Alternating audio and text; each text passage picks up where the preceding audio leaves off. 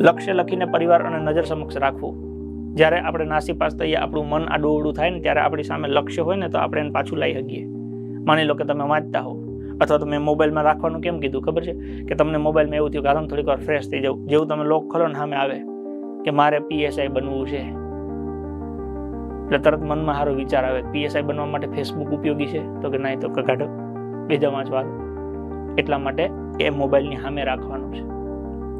ઘરનાને એટલા માટે કહેવાનું છે કે બધા લગ્નમાં જાય છે તો કે તમને મન થાય એટલે ઘરના કહે કે તારે પાસ થવું હોય તો પછી તારે લગ્નમાં આવવાની જરૂર નથી, અમે જતા આવીશું.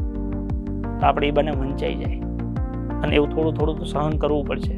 જો 1-2 વર્ષ સહન કરી લેશો ને તો આખી જિંદગી જલસા થશે. 1-2 વર્ષ સહન નહીં કરો ને તો આખી જિંદગી ભોગવવું પડશે. મરી જાઓ રજા માટે માથાકૂટ કરવા.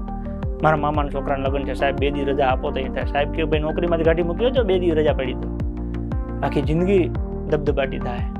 એના કરતાં અત્યારે રાજી ખુશીથી 1-2 વર્ષ થોડું સહન કરી લો,